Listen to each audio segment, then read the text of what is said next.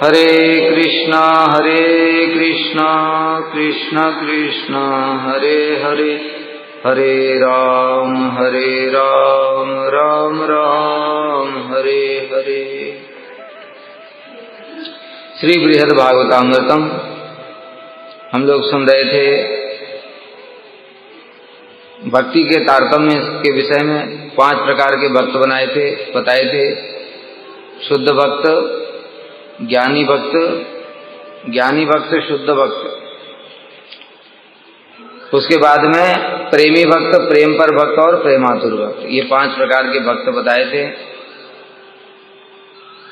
इसमें ज्ञानी भक्त में भरत महाराज का उदाहरण दिया था, शुद्ध भक्त में अम्बरीश महाराज, प्रेमी भक्त में हनुमान जी, प्रेम पर में पांडव और प्रेमातुर में उद्धव जी।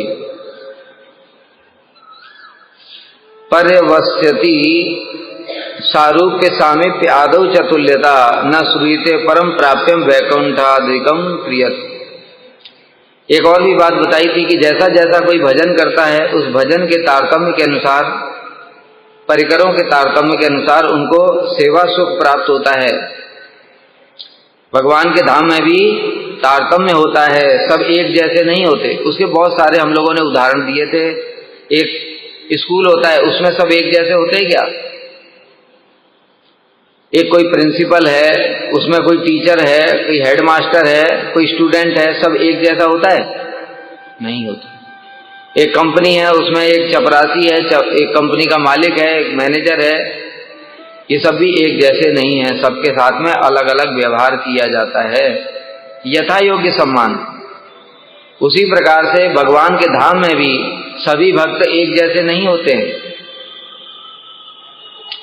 एक जो यहाँ से जीव भगवान का भजन करके भगवान के धाम को जाएगा, वो और लक्ष्मी देवी क्या एक जैसे हो जाएंगे? लक्ष्मी जी भगवान की शक्ति हैं और हम लोग जीवात्मा हैं, एक तुच्छ जीव हैं, भगवान के एक कण के अंश हैं। तो इसलिए हम कभी समान नहीं हो सकते उनके समान। तो वहां पर भी तारतम्य होता है। ये कल हम लोगों ने सुना था। भगवान की सारूप्य सामीप्य आदि मुक्तियों में भी समानता है तथा वैकुंठ से भी अधिक श्रेष्ठ अन्य कोई प्राप्त करने योग्य स्थान नहीं सुना जाता।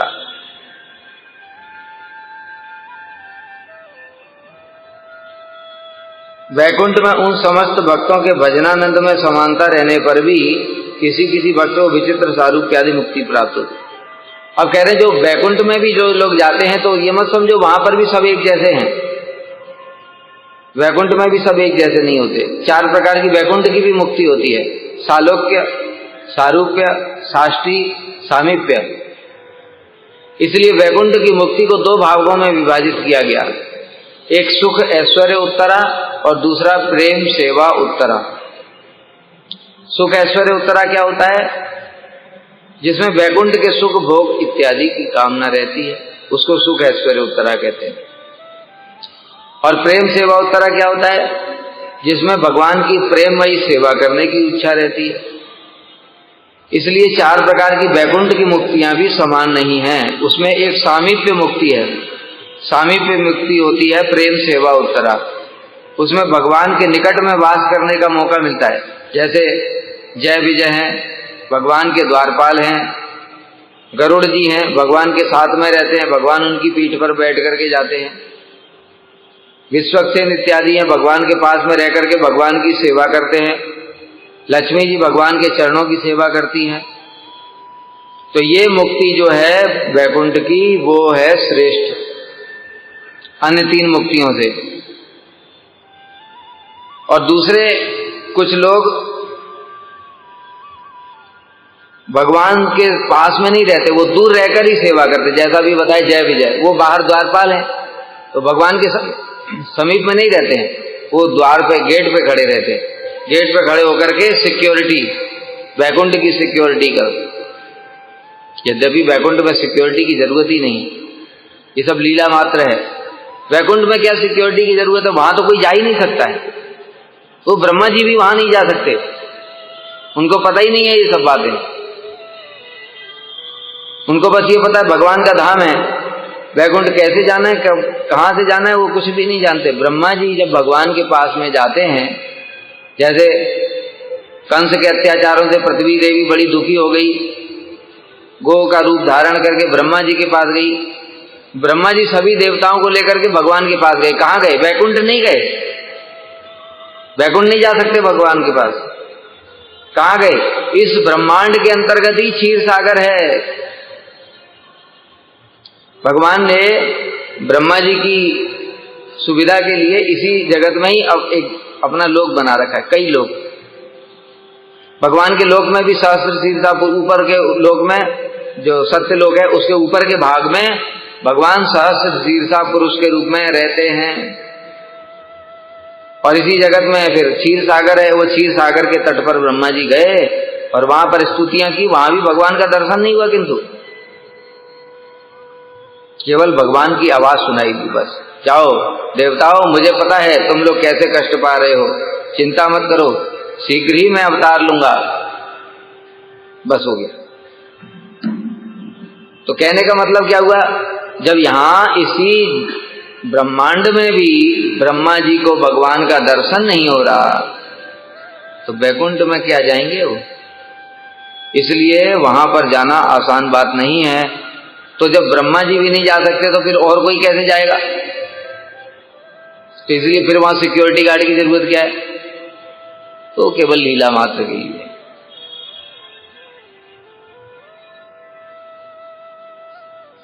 तो इस प्रकार से वैकुंठ में भी कुछ दूर में रहते हैं, दूर में रहकर के सेवा करते हैं, और कुछ निकट में रहकर के सेवा करते हैं। तो जो निकट में रहते हैं स्वाभाविक रूप से उनकी जो सेवा है वो तारतम्य हुआ ना, वो श्रेष्ठ है। भगवान के पास में है विराजमान, सब समय भगवान का दर्शन कर रहे हैं। इसी को बतलाने के लिए यहां पर ये श्लोक बताया कि किसी किसी के द्वारा भगवान के पाद संवहन आदि कार्य के लिए समीपवर्ती या अंतरंग सेवा में नियोजित होने के कारण उनमें तारतम्य। कुछ लोग दूर हैं, भगवान से दूर रह करके सेवा कर रहे हैं, और कुछ लोग भगवान के पास में रह करके भगवान के चरण दबाने का सुयोग प्राप्त हो रहा है उनको। तो इसलिए इनकी सेवा श्रेष्ठ बात मानी गई। ये 4 प्रकार की मुक्तियों के बारे में भी बता रहे हैं। सारूप्य मुक्ति में बताया भगवान के समान रूप प्राप्त हो जाता है। भगवान के समान रूप मतलब क्या है? जैसे भगवान के चतुर्भुज है, तो जो यहां से जीव वैकुंठ में जाएगा उसको भी वो भी चतुर्भुज हो जाएगा। वहां जाकर के 4 भुजाएं हो जाएंगी उसकी, और उसके पास भी शंख चक्र गदा पद्म रहेगा। किंतु भगवान का जो शंख चक्र गदा पद्म उसका नाम होता है, भगवान के चक्र का क्या नाम है? सुदर्शन। इसके पास सुदर्शन नहीं रहेगा, उसकी एक अंश रहेगा शक्ति। भगवान की गदा का नाम क्या है? कौमुदकी। तो इसके पास में कौमुदकी गदा नहीं रहेगी। और धनुष, भगवान का सांग धनुष है। ऐसे करके भगवान के जो आयुध हैं उनका नाम है, और वो साधारण नहीं है, वो आयुध बलदेव प्रभु के प्रकाश होते हैं। भगवान के जो हथियार हैं वो ऐसा मत समझे लोहे से बनाए गए हैं ये, अथवा बांस से बना करके गांडीव धनुष की तरह बना दिया, ऐसा नहीं है। वो भगवान का दिव्य धनुष है, वो सब बलदेव प्रभु के प्रकाश होते हैं। भगवान का आसन, सैया, छत्र, पादुका, वस्त्र और चामर और क्या कहते हैं आयुध, जो अस्त्र शस्त्र हैं, सो सब बलदेव प्रभु है, बलदेव प्रभु।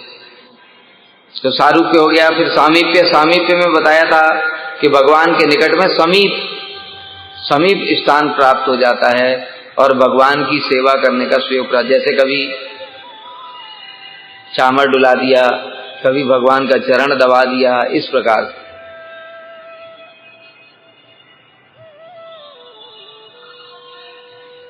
कभी भगवान के केश प्रसादन, भगवान के जो बाल हैं सुंदर सुंदर, उनको श्रृंगार कर दिया, ये सब सेवा।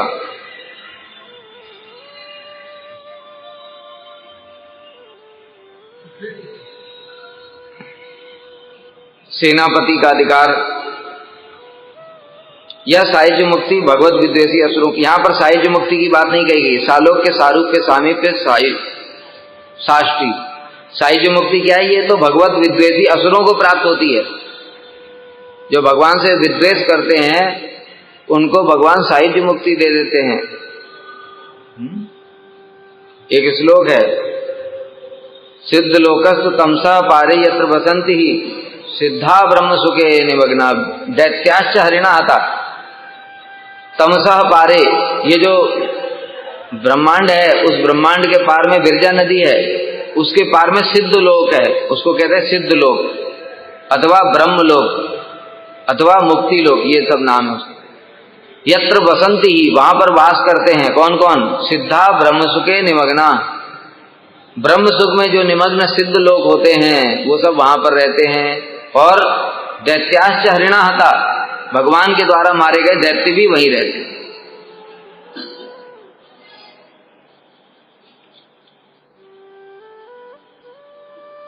इसलिए वैकुंठ वासियों के लिए यह सायुज्य मुक्ति अत्यंत धिक्कारमय है।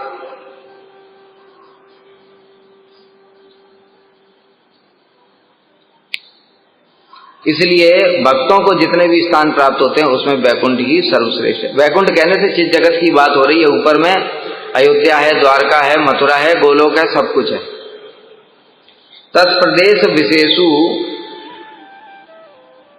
स्वस्वभाव विशेषतः स्वस्वप्रिय विशेषाप्या सर्वेषामस्तु वा सुखम। वैकुंठ के किसी विशेष भाग में मुक्ति प्राप्त 5 प्रकार के भक्तों को अपने अपने भाव अनुसार अपनी अपनी प्रिय वस्तु को प्राप्त कर विशेष विशेष सुख होता है। तो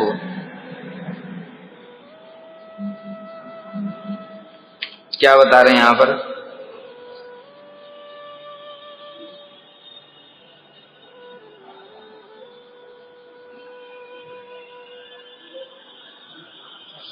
अब यहां पर बता रहे भगवान कृष्ण के चरण कमलों की जो भक्ति है उसका तारतम्य है। मतलब अभी तो पहले बताया अन्य सब स्थानों की अपेक्षा वैकुंठ का तारतम्य, और वैकुंठ में भी अलग अलग प्रकार की मुक्तियां बताई।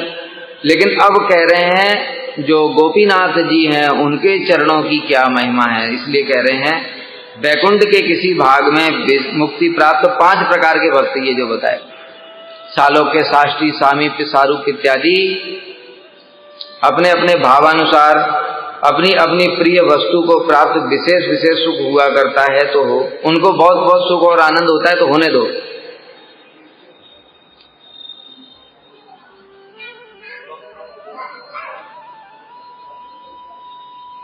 अब कृष्ण की बात चलेगी। यदि कहा जाए कि वैकुंठ में ही स्थान विशेष के अनुसार उन समस्त भक्तों को अपने अपने भाव के तारतम्य अवस्था भगवान की शक्ति द्वारा वैसा वैसा फल प्राप्त होता है। यदि ऐसा है तो भी गोपी रमण के चरण कमलों में विशेष प्रेम से युक्त परम असाधारण भक्तों के लिए भी कोई एक विशेष प्राप्त करने स्थान तो होना चाहिए। कह रहे हैं कि पहले बताया जो भक्तों का तारतम्य, तो जो वैकुंठ में जब इतना तारतम्य है तो कृष्ण तो सबके मूल हैं, तो जो गोपीनाथ जी हैं उनके भक्तों को तो कुछ विशेष स्थान प्राप्त होना चाहिए। जो भगवान का भजन करने वाले हैं साधारण ही लोग ही हैं, ऐश्वर्य भाव से जो भजन करते, जब उनको इतना सुख प्राप्त हो रहा है कि उस सुख की तुलना में सायुज्य मुक्ति तो अत्यंत तुच्छ है, तो फिर जो भगवान कृष्ण का भजन करते हैं उनको क्या प्राप्त होता है? उनको तो कोई विशेष स्थान प्राप्त होना चाहिए। यही कह रहे हैं 2 श्लोकों में। उस वैकुंठ में विशेष प्रदेश अर्थात असाधारण स्थान श्रीमद अयोध्या द्वारका धाम विद्यमान है। अब बता रहे हैं आगे उस वैकुंठ में भी क्या क्या चीज है। जैसा अभी हमने बताया था कि वैकुंठ में भी सब कुछ है। यहाँ पर अयोध्या है, वहां पर भी अयोध्या है, यहाँ द्वारका है, वहां भी द्वारका है। अरे भाई वहां नहीं होता तो यहाँ कैसे आता? इस ब्रह्मांड में जो हम देख रहे हैं अयोध्या, द्वारका, मथुरा, वृंदावन, ये सब कहां से आया? ये तो चित्त जगत से आया, अवतरित होता है, ये सब प्रकट होता है वहां से इस धाम में भी। और वहां पर जो धाम है और यहां पर जो धाम है, इस दोनों में कोई अंतर नहीं होता है। इस बात को अच्छे से समझ लेना। कोई अगर ऐसा सोचता है कि वो मूल है, ये अंश है, ये अपराध है। वो मूल है, ये अंश है, ऐसा नहीं है। वही धाम ही स्वयं, जैसे कृष्ण है, कृष्ण चित जगत में जो रहते हैं अपने गोलोक धाम में, और यहाँ पर जो अवतरित होते हैं, यहाँ वाले क्या उनके अंश हैं क्या? अरे वही कृष्ण ही यहाँ पर आए हैं। तो जब वही कृष्ण यहाँ पर आए हैं तो वही धाम भी तो यहाँ पर आया, वो अंश कैसे हो जाएगा? इसलिए वो धाम अपने मूल स्वरूप में ही यहाँ पर आया है। यहाँ पर और वहां पर कोई अंतर नहीं होता है। बस क्या अंतर होता है, यहाँ पर लीला की दृष्टि के लिए कुछ कुछ और चीजें भी होती, नैमित्तिक लीला इत्यादि भी हो जाती हैं, और वहां पर सब चिन्मय लीला होती। ये अंतर होता है, बाकी कोई अंतर नहीं होता है। शास्त्र में ये सब बातें बताई गई हैं। पृथ्वी पर भगवान की प्रिय समस्त पुरियां जिस प्रकार से विराजमान हैं, उन लीलाओं के आदर के लिए वैकुंठ में भी वे समस्त पुरियां ठीक उसी रूप में अवस्थान करती। स्पष्ट रूप से बता दिया शास्त्र में। श्लोक है ये, क्या श्लोक है? या यथा भुवि वर्तन्ते पुर्यो भगवत प्रिया, जिस प्रकार से भगवान की प्रिय पुरियां विराजमान है इस लोक में, ता तथा संत वैकुंठे तत्तत् लीलार्थम अद्रिता, वही सारी पुरियां वहां पर भगवान के धाम में भी, चित जगत में, वैकुंठ में भी विराजमान है, वैसी वही। इसलिए जैसे भगवान, फिर कैसा होता है, जैसे भगवान अनेक रूप धारण कर सकते हैं, भगवान का धाम भी अनेक रूप धारण कर सकता है। भगवान चिन्मय है कि नहीं? तो भगवान का धाम क्या है? तो जड़ है, वो भी चिन्मय है। बताया ना, भी बलदेव प्रभु का स्वरूप है। भगवान अनंत ब्रह्मांडों में अनंत लीलाएं कर रहे हैं, तो उनका धाम भी अनंत ब्रह्मांडों में विराजमान है। तभी भगवान तो उस धाम में ही तो विराजमान होकर के लीला कर रहे हैं। भगवान जड़ स्थान पे नहीं रहते कभी, भगवान अपने चिन्मय लोक में रहते हैं सब समय। वृंदावन, मथुरा, द्वारका इत्यादि, ठीक है, लीला करने के लिए इधर उधर जाते हैं। कभी कभी जैसे असुर इत्यादि को मारने के लिए गए, प्राग ज्योतिषपुर में चले गए, वो एक अलग बात है। लेकिन भगवान रहते कहाँ हैं? सब समय जहां भी भगवान रहेंगे वो धाम में ही रहेंगे, और वो धाम बलदेव प्रभु का स्वरूप है। इसलिए जहां जहां पर कृष्ण है वहां वहां पर धाम भी है, और वो धाम उसी स्वरूप में ही विराजमान है।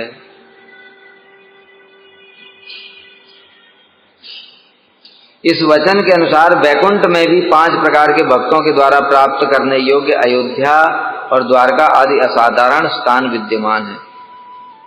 इस वचन के अनुसार मतलब जो ये बताया कि जहां पर भगवान के जितने भी धाम यहाँ पर हैं, वो सब धाम वहां पर भी विराजमान है। इसलिए जो भी 5 प्रकार के भक्त बताए थे, ज्ञानी भक्त, शुद्ध भक्त, प्रेमी भक्त, प्रेम पर भक्त और प्रेमातुर भक्त, इन सबको वहां भी स्थान प्राप्त होता है। ऐसा मत समझो कि यहीं पर है ये भक्त, वहां पर नहीं है। ये सारे के सारे भक्त चित्त जगत में भी, उनको जो यहाँ पर जैसे भाव से भजन करेगा उसको उसी स्थान को प्राप्ति हो जाएगी।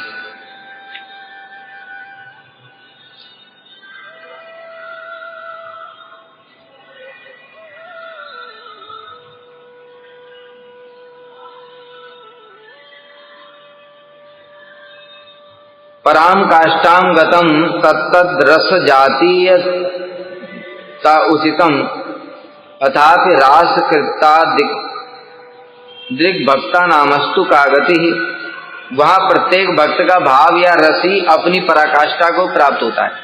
और वैकुंठ में क्या होता है, जो जो जिस रस का भक्त है उसको उसी रस में ही आनंद होता है, सर्वोत्तम आनंद उसको प्राप्त हो जाता है अपने रस में ही, अर्थात सुख की चरम सीमा का अनुभव कराता है। जैसे क्या कहना चाहते हैं, जैसे वहां पर कोई पहुंचा वैकुंठ में, तो वैकुंठ में जब वो नारायण के सामने रहेगा तो नारायण की सेवा करके उसको पूर्ण संतुष्टि मिल जाएगी, ठीक है। कोई जाएगा अयोध्या में तो वहां पर राम जी की सेवा करके उसको संपूर्ण संतुष्टि मिल जाएगी, और कोई द्वारका में जाएगा तो वहां पर उनको द्वारकाधीश की सेवा करके पूर्ण संतुष्टि मिल जाएगी, और कोई अगर ब्रज में जाता है तो वहां पर कृष्ण की सेवा करने से उसको पूर्ण संतुष्टि हो जाएगी। किसकी बात बताए? जो सिद्ध हैं, साधक की बात नहीं कर रहे हैं। जैसे जिसका जो रस होता है यहाँ पर रस में विचार करता है आदमी, ये शांत रस है, श्रेष्ठ दास्य रस है, वहां पर ऐसा नहीं है। वहां पर जिसका जो रस है उसी में आनंद ले रहा है। नहीं तो क्या होता, अगर वहां भी ऐसा ही हो जाता तो बैकुंठ वाले कहते भैया हम तो कृष्ण के पास जाएंगे वृंदावन में, हम भी उनके साथ में गाय चराएंगे, खेलेंगे, कूदेंगे, कुश्ती लड़ेंगे। तो नारायण के पास कोई बचा ही नहीं, नारायण अकेले बैठे हुए। ठीक है, इसलिए जो जिस रस का, इसी प्रकार से अयोध्या में हनुमान जी सोच लेते ब्रज में जाके बड़ा आनंद आएगा, कृष्ण के साथ में खेल कूद करूंगा मैं। वहां तो बंदर रहते ना बहुत सारे, जो हनुमान जी से भी सौभाग्यशाली है वो बंदर। क्यों? कृष्ण उनको अपने हाथ से ले लेकर के खिलाते मक्खन। राम जी हनुमान जी को अपने हाथ से खिलाते नहीं है, हनुमान जी सब समय सेवा करते दास से भाव से। और वो बंदर क्या है, वो बंदर कृष्ण के कंधे पर भी बैठ सकते हैं। हनुमान जी बैठ सकते हैं कभी राम जी के कंधे पर। इसलिए उन बंदरों को साधारण मत समझो, बंदर क्यों, दूत हैं वो, कृष्ण के दूत हैं सब। क्या करते हैं वो, जब कृष्ण चोरी करते हैं तो बंदर सारे इधर उधर देखते रहते हैं। जैसे ही आए बंदर भागे तो बंदर बंधु भी भागे। मैया यशोदा ने यही तो बोला उनको, बंदर बंधु बंदरों को खिलाता है, खुद तो खाता ही बंदरों को भी खिलाता है। और रामलीला में जो पुल बनाया था, कृष्ण लीला में भी पुल बनाया, पता है कि नहीं? काम्य वन में पुल है वो, अभी तो लुप्त होते जा रहे धीरे धीरे लीला स्थली। क्या हुआ था, एक बार कृष्ण अपनी बड़ी बड़ी डींगे मार रहे थे, मैंने ये किया, मैंने वो किया, ये किया, वो किया। तो गोपियां वहां पर पहुंची और गोपियों ने कहा अच्छा भगवान राम ने तो पानी के ऊपर पुल बना दिया था, पत्थर रख रख के, तुम बना कर दिखाओ जरा, इतनी बड़ी बड़ी बातें कर रहे हो। तो कृष्ण ने कहा ठीक है, बंसी बजाई, सारे बंदर आ गए और वहां पर उन्होंने जो सरोवर था उस सरोवर के ऊपर में ही पत्थरों के ही पुल बना दिया। अरे कृष्ण तो मूल हैं, अवतारी, अगर वो नहीं बना पाएंगे तो राम जी कैसे बनाएंगे? राम तो कृष्ण ही है। तो इसलिए उन्होंने भी बंदरों से पुल बनवा दिया। अब भाई बंदर उनके लिए पुल बनाते हैं, उनके लिए मक्खन चुरवाते हैं, तो बंदरों को खिलाना बनता है कि नहीं बनता है? कृतज्ञता है भगवान के अंदर में, इसलिए उन बंदरों को खिला खिला करके संतुष्ट करते हैं। थोड़ा खुद खाते हैं, थोड़ा बंदरों को खिलाते हैं, कौवे हुए भी हैं, सबको खिला पिला करके भगवान, ये सब उनके दूत हैं। इसलिए कह रहे हैं कि वहां पर जो जिस रस का है उस रस में अपनी पराकाष्ठा को प्राप्त होता है। अगर उसमें पराकाष्ठा नहीं होगी तो फिर वो इधर उधर चले जाएंगे, सब अयोध्या खाली हो जाएगी। सारे बंदर कृष्ण के पास चले गए, कहते यार राम जी कुछ देते नहीं है, वहां पर तो कृष्ण माखन खाने को मिलेगा, लड्डू खाने को मिलेगा। और बंदरों को खाने से ही प्रेम है और किसी चीज से प्रेम नहीं है। और खाने के लिए तो चश्मा चुराते हैं, उनको चश्मा पहनना थोड़ी है। उनको आईफोन, 1 लाख का आईफोन उनको कोई मतलब नहीं है, उनको फ्रूटी से मतलब है, 10 रुपए की। इसलिए 1 लाख के आईफोन के बदले में 10 रुपए की फ्रूटी ले लेते हैं, उसी से संतुष्ट है। अब बताओ बंदर अच्छा है कि मनुष्य अच्छा है? मनुष्य के पास में 1 लाख का फोन होगा तो वो फ्रूटी के बदले देगा, उसको 1 लाख ही चाहिए। लेकिन बंदर कितना अच्छा है, 10 रुपए में मान जाता है। इसलिए अगर वहां पर असंतुष्टि रही अयोध्या में तो सारे बंदर भालू पहुंच जाएंगे कृष्ण के पास ब्रज में, अयोध्या खाली हो जाएगी। राम जी कहेंगे अब लीला कैसे करूंगा? ठीक है, इसलिए इस बात को ही मुख्य बात है, इसको समझना पड़ेगा कि वहां पर चित्त जगत में जो जिस रस में है उसको उसी रस में इतना आनंद होता है कि अन्य किसी रस को प्राप्त करने की उसकी इच्छा नहीं होती। अब इस श्लोक की बड़ी लंबी टीका है, सनातन गोस्वामी क्या कह रहे हैं। यदि आपत्ति हो कि 5 प्रकार के भक्तों में से इस प्रकार का तारतम्य विचार होने के कारण किसी किसी को कम सुख प्राप्त होगा, अतः यह संगत नहीं है। क्या कह रहे हैं कि भाई अभी आपने बताया कि भक्तों को भी भक्ति के अनुसार, जैसे शुद्ध भक्त, ज्ञानी भक्त और प्रेम पर भक्त, प्रेमातुर भक्त, ये सब जो भक्त हैं इनको भी किसी को कम सुख मिलेगा, किसी को ज्यादा सुख मिलेगा।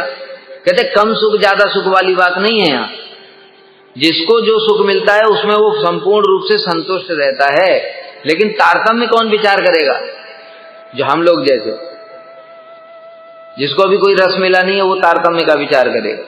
ठीक है, वो तारतम्य का विचार करेगा कैसे? शांत रस की निष्ठा, दास रस में निष्ठा प्लस ममता, सख्य रस में निसंकोच भाव, वात्सल्य रस में पाल्य भाव और मधुर रस में सर्वांग सेवा, ऐसे करके वो विचार करेगा। लेकिन वहां पर जाने के बाद में वो जो जिस रस का है उसको उसी में ही पूर्ण आनंद होगा। ऐसा नहीं उसको थोड़ा सुख मिला तो उसका मन खराब है, ऐसा नहीं होगा। सबको संपूर्ण सुख प्राप्त होता है।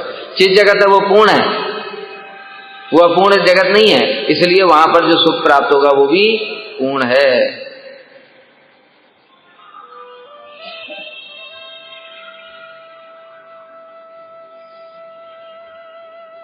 इसलिए यहां पर शब्द प्रयोग है पराम काष्ठा, अर्थात परा का मतलब विशेष विशेष चरम सीमा। वह सुख परम महत् होने के कारण अपनी चरम सीमा को प्राप्त होता है।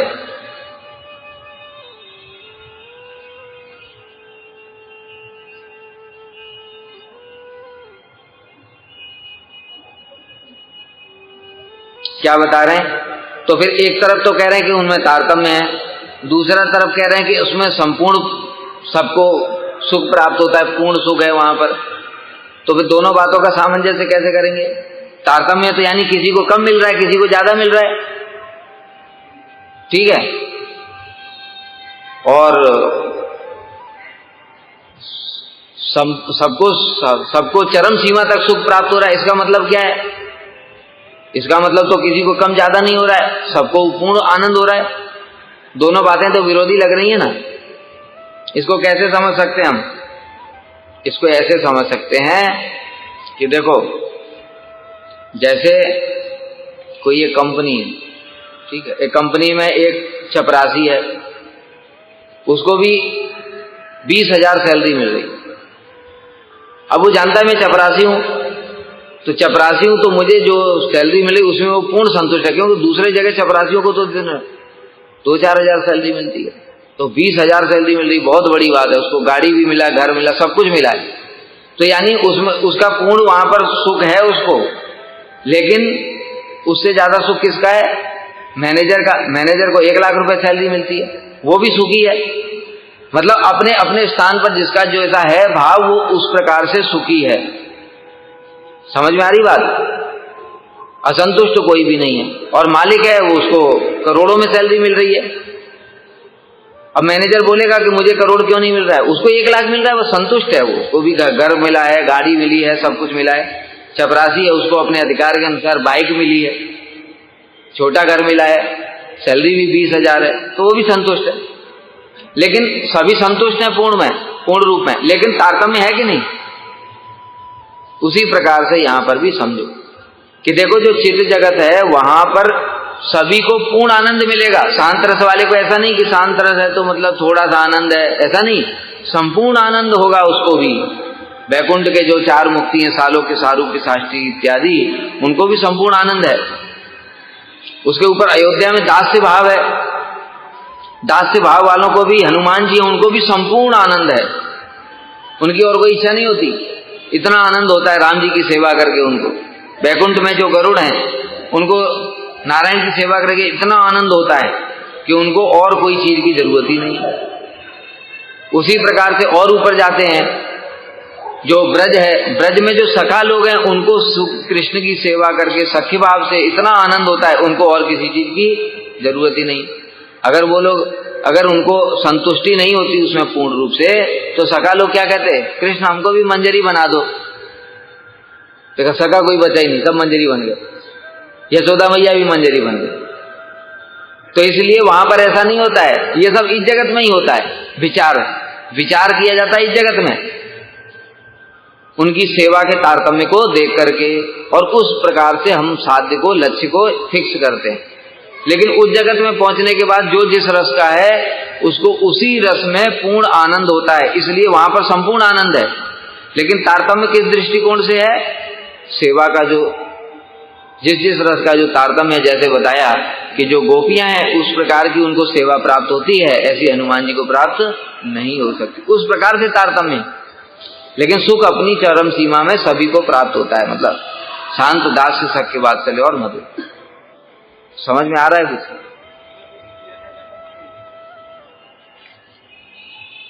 अब नहीं आ रहा तो मैं कुछ कर नहीं सकता। फिर सनातन गोस्वामी से प्रार्थना करो, बृहद भागवतामृत हृदय में प्रकाशित हो।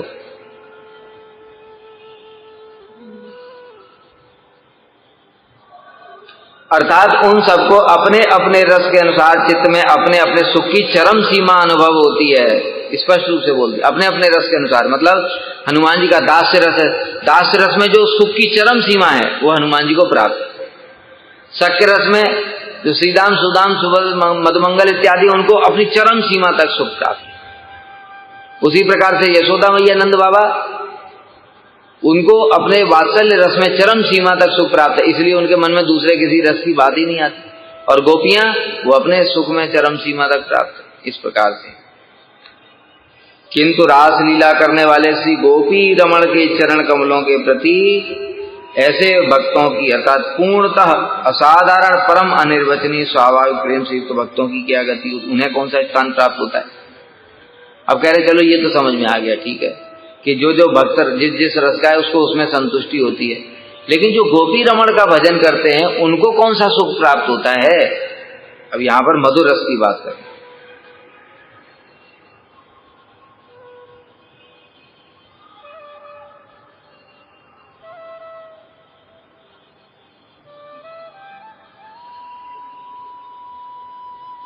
एक और भी बात कह रहे हैं, ज्ञानी भक्तों से शुद्ध भक्तों के भजनानंद में विशेषता होती है। मतलब ज्ञानी भक्त से शुद्ध भक्त श्रेष्ठ है, शुद्ध भक्त से प्रेमी भक्त श्रेष्ठ है। तो वहां पर जाकर के फिर द्वेष नहीं हो जाएगा कि कहेंगे अरे हनुमान जी जैसी सेवा कर रहे हैं हमको नहीं मिल पा रही है, हनुमान जी से द्वेष करने लगे।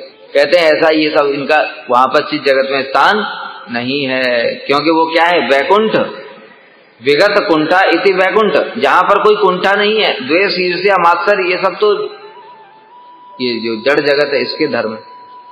जिस जगत में इस प्रकार की कोई चीज नहीं होती है, वहां पर अगर वो सब देखा भी जाता है तो वो भी चिन्मय है।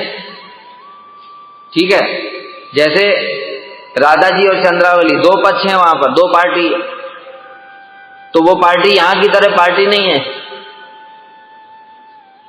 वहां पर कैसी पार्टी है, वो कृष्ण की प्रीति के लिए, कृष्ण की सेवा के लिए राधा जी ही चंद्रावली बनी हुई हैं और इस प्रकार से विपरीत भाव को धारण किया हुआ है जिससे कृष्ण को रसास्वादन हो।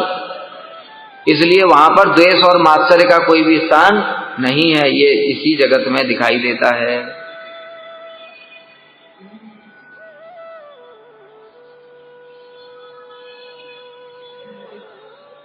क्योंकि साधन भक्ति की अवस्था में ही भक्ति के स्वभाव से उनमें दुख शोक आदि के कारण स्वरूप मात्सर्य इत्यादि दोष दूर हो जाते हैं, तथा वैसे वैकुंठगत परम प्रेम में आसक्त भक्तों को निरूपाधिक भजन सुख यथा संभव प्राप्त हो। कह रहे भाई यहाँ दुख शोक और द्वेष इत्यादि वहां पर संभव कैसे, ये तो साधन अवस्था में ही दूर हो जाता है। जैसे साधन भजन करते करते जब भक्त पहुंच गया भाव अवस्था में, तभी उसका सब कुछ दूर हो गया, उसके अंदर न दुख होता है, न शोक होता है, न किसी से ईर्ष्या होती है, कुछ भी नहीं होता। अगर कुछ बचेगा तो फिर उसको भाव ही प्राप्त नहीं होगा। ये सब क्या है, अनर्थ ही तो, काम क्रोध मोह लोभ मद मात्सर्य, क्या है सब अनर्थ है। जब अनर्थ रहेंगे तो फिर भाव कैसे प्रकाशित होगा। इसका मतलब जब अनर्थ दूर हुए तभी तो भाव प्रकाशित हुआ। तो जब साधन की अवस्था में ये सब बचे नहीं तो फिर वहां चित्त जगत में कैसे पहुंचेंगे। इसलिए कह रहे हैं आप।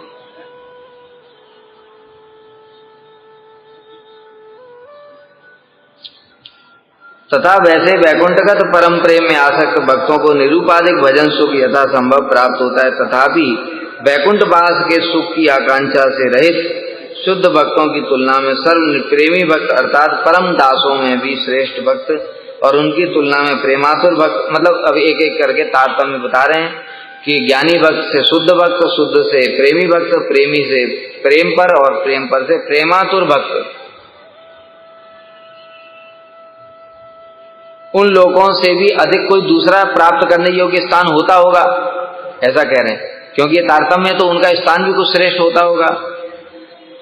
तो ऐसा कह रहे हैं तो उसका उत्तर दे रहे हैं कि यद्यपि स्कंद पुराण के प्रामाणिक वचनों द्वारा यही व्यक्त हो रहा है कि वैकुंठ में ही अयोध्या, द्वारका इत्यादि पुरियां अवस्थित हैं और यहाँ पर स्थित अयोध्या आदि की भांति उन्होंने परिकर परिवार से युक्त तथा वैसे वैसे ईश्वरों के साथ नित्य वर्त। स्कंद पुराण में ये श्लोक है कि जैसी यहाँ पर पुरियां हैं, धाम हैं, उसी प्रकार से वैकुंठ में भी धाम और पुरियां हैं। जैसे यहाँ पर परिकर हैं, मतलब यहाँ पर अयोध्या में कौन है? राम जी हैं, सुग्रीव हैं, भरत शत्रुघ्न हैं, लक्ष्मण हैं, सीता जी हैं, उनके माता पिता हैं, ये सब हैं। उसी प्रकार से वहां पर जो अयोध्या है वैकुंठ में, वहां पर भी राम जी हैं, उनके माता जी हैं और उनके परिकर हैं, लक्ष्मण भरत शत्रुघ्न हैं, सीता जी हैं, उनकी अपनी अपनी पत्नियां हैं, सब कुछ है, हनुमान जी हैं, सब कुछ है। द्वारका में भी ऐसे ही है, द्वारका में जितने परिकर हैं यहाँ पर, वहां सब वो सब। अरे यहाँ वहां में क्या अंतर ही क्या है? वही तो यहाँ पर आते हैं। भगवान ने जब ब्रह्मा जी को बोला ना कि मैं शीघ्र ही अवतार लूंगा, तो उसके बाद बोला मैं अपने परिकरों सहित आने वाला हूं, इसलिए आप लोग भी सेवा के लिए वहां पर एक एक अंश से अवतार ग्रहण करो। तो भगवान ने फिर पहले परिकरों को ही तो भेजा। पहले किसको भेजा? अपनी माता देवकी हैं, वसुदेव हैं और जितने भी हैं सब, बलदेव प्रभु हैं, इन सबको पहले भेजा कि नहीं? और जब भगवान जाने वाले होते हैं तब पहले परिकरों को भेज देते हैं। राम जी जब आए तो पहले दशरथ महाराज को भेजा, माताओं को भेजा कि नहीं? और फिर जब जाने लगे तो पहले सीता जी को भेज दिया। ये जो सीता जी भूमि में प्रवेश कर रही है, क्या है ये? लीला ही तो है। ऐसे लीला के माध्यम से सीता जी ने पृथ्वी में प्रवेश किया और पृथ्वी में प्रवेश करके सीधे अपने धाम को चली गई। फिर लक्ष्मण जी का नंबर आया। लक्ष्मण जी को कैसे भेजा? लक्ष्मण जी को कैसे भेजा कि वहां पर यमराज जी आए, भगवान से बातचीत कर रहे थे और वहां पर बात बता दिया कि कोई भी अंदर प्रवेश ना करे, जो भी अंदर प्रवेश करेगा उसको मृत्यु दंड देंगे। राम जी ने स्वयं संकल्प किया। तो इस प्रकार से जब संकल्प किया तो उसी समय दुर्वासा ऋषि आ गए और दुर्वासा ऋषि ने आकर के क्या बोला? लक्ष्मण, मुझे अभी इसी समय राम से मिलना है। लक्ष्मण जी ने कहा अभी प्रभु मीटिंग में है, अभी किसी को भी अलाउ नहीं है। तो कहते दुर्वासा जी कहने लगे, अच्छा अगर तुम अलाउ नहीं करोगे तो मैं अभी पूरी अयोध्या को उलट पुलट करके रख दूंगा। और लक्ष्मण जी बड़े सोच में पड़ गए, भाई ये तो बड़ा खतरनाक ऋषि है, अगर इसको क्रोध आ गया तो पूरी अयोध्या को ही विनाश कर देगा, और अगर मैं भीतर चला जाता हूं तो भगवान ने बोला है मृत्यु दंड दूंगा। अभी क्या करूं? एक तरफ मैं हूं, एक तरफ पूरी अयोध्या, इसलिए अयोध्या की रक्षा के लिए मैं ही चला जाता। अरे विचार करने वाली बात है, अम्बरीश महाराज को तो दुर्वासा कुछ कर नहीं पाए, लक्ष्मण जी को कर लेंगे, अयोध्या को कर लेंगे। अयोध्या क्या कोई गाजर मूली है क्या? अरे अयोध्या चिन्मय है, अयोध्या धाम चिन्मय है, उसका कोई क्या बिगाड़ सकता है? इसलिए ये सब क्या है? केवल लीला मात्र है। अम्बरीश महाराज के लिए जो कृत्या छोड़ी थी तो दुर्वासा ऋषि को सुदर्शन ने ऐसा दौड़ाया था, और लक्ष्मण तो बलदेव प्रभु हैं, वो ठीक है, बलदेव प्रभु ही लक्ष्मण हैं, कृष्ण ही राम हैं और प्रद्युम्न ही भरत हैं। समझ गए? कोई साधारण नहीं है। तो उनको दुर्वासा क्या बिगाड़ सकते? भगवान लक्ष्मण भगवत तत्व हैं और भगवान के ऊपर कोई भी शाप काम नहीं करता। भगवान को कोई शाप वरदान कोई स्पर्श, अरे वो भगवान देने वाले हैं वरदान, उनको क्या वरदान लगेगा? लेकिन वो लीला के लिए ऐसे वरदान भी ले लेते हैं, शाप भी ले लेते हैं। नारद जी से भी शाप लिया था।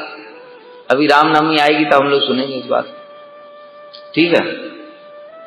तो इसलिए फिर दुर्वासा ने जब ऐसे बोला तो लक्ष्मण जी चले गए भीतर। जैसे ही चले गए भीतर तो जो यमराज जी थे अंतर्धान हो गए, और राम जी ने कहा अरे लक्ष्मण तुमने ये क्या कर दिया? मैंने तुमको पता नहीं, पहले ही बोला था जो भी आएगा उसको मृत्यु दंड दूंगा। तो लक्ष्मण जी ने बताया बाहर साधु बैठा है क्रोधी, कह रहा अभी मिलना है, नहीं तो मैं तुम्हें अयोध्या को उलट पुलट करके रख दूंगा। तो मैंने सोचा है अयोध्या को नष्ट होने से तो अच्छा है मैं ही मर जाऊं। तो इस प्रकार से फिर जो राम जी हैं उन्होंने विचार विमर्श किया कि भाई लक्ष्मण को मृत्युदंड कैसे दिया जाए, कोई साधारण व्यक्ति होता तो अलग बात थी। तब विचार हुआ, फिर हनुमान जी ने एक उपाय बताया कि जो श्रेष्ठ व्यक्ति हैं उनका त्याग ही मृत्यु के समान होता है, इसलिए आप लक्ष्मण जी को त्याग।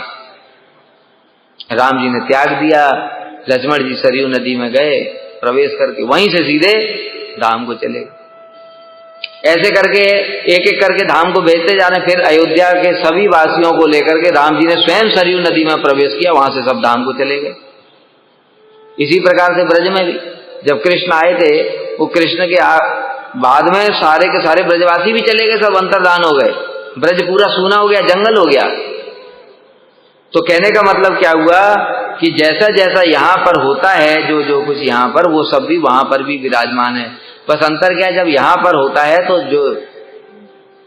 जो बद्ध जीव हैं उनको वो सब माइक दिखाई देता है। कृष्ण भी छोटे हैं, फिर बड़े हुए, फिर ऐसे बढ़ रहे हैं, वहां पर ऐसा ये सब नहीं होगा।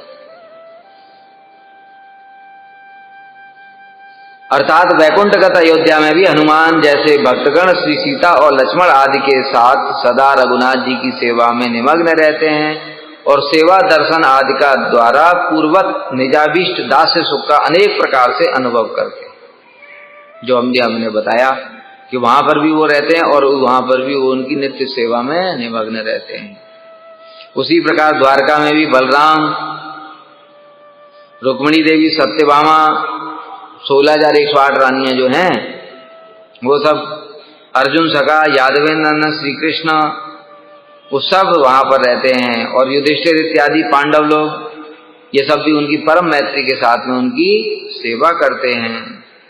उसी प्रकार उद्धव जी के अनुगत्य में यादवगण, वो भी सब धन, ऐश्वर्य और जीवन की अपेक्षा भी अधिक विचित्र भावों से कृष्ण की सेवा करके सब समय कृष्ण को अत्यधिक आनंद प्रदान करते हैं।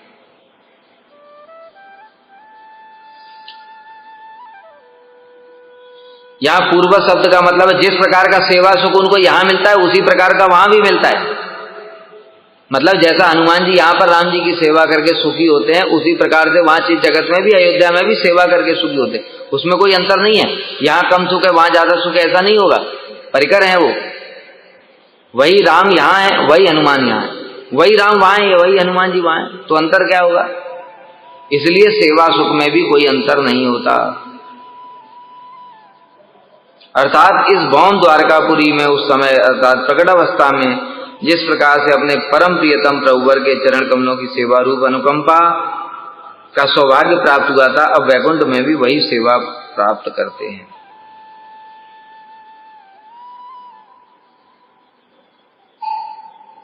यहां पर स्पष्ट बोल दिया, ऐसा होने पर भी मर्त्य लोक से वैकुंठ लोक की विशेषता का अभाव सिद्ध होता है। मतलब ये कह रहे हैं कि अच्छा, जो सुख यहां पर हनुमान जी को मिलता है वही वहां भी मिलता है, तो फिर यहां से स्पेशलिटी क्या रहेगी वैकुंठ की? समझ में आ रहा है क्या कह रहे हैं?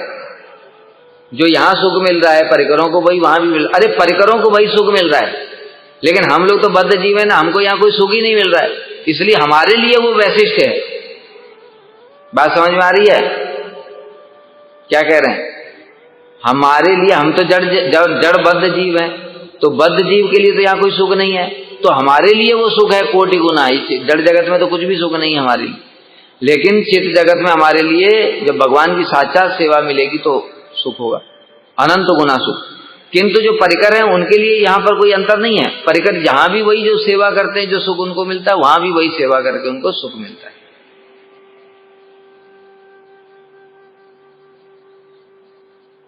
यदि वैकुंठ में कोई विशेषता होती है तो हो, किंतु यह विशेषता, वैसे भी कह रहे हैं कि भक्तों को वो विशेषता नहीं चाहिए, उनको केवल सेवा ही चाहिए। तो जहां भी उनको सेवा मिलेगी, भगवान जहां भी जाएं, जैसे भगवान जब वन में चले गए तो लक्ष्मण जी को वहां सेवा मिल रही है, तो जो सेवा वहां लक्ष्मण जी वन में कर रहे हैं और अयोध्या में करते थे, उनको ऐसा नहीं कि अयोध्या में ज्यादा सुख मिलता था, उनको वन में भी सेवा करके उतना ही सुख मिल रहा है, क्योंकि उनको सेवा चाहिए। ठीक है, वो कहीं भी हो। तो इसलिए उनके सेवा में कोई अंतर नहीं होता। उनको बस ये दुख होता है कि प्रभु यहाँ जंगल में भटक रहे, इतने कोमल कोमल चरण है, वन में चलना पड़ता है, उनको दुख ये है। लेकिन उन राम जी की सेवा करके लक्ष्मण को वही आनंद होता है जो अयोध्या में होता है वहां पर, जो यहाँ पर अयोध्या में होता है वही इनको वन में भी होता है। उनको सब जगह सेवा ही चाहिए। राम जी की भी सेवा जब हनुमान जी को मिलती है तो उनको क्या वहां पर ज्यादा अयोध्या में सुख होगा, और जब वहां पर सीता जी की खोज के लिए जा रहे हैं तो वहां कम सुख होगा? ऐसा नहीं, सीता जी की खोज करके उनको वही सुख प्राप्त होता है।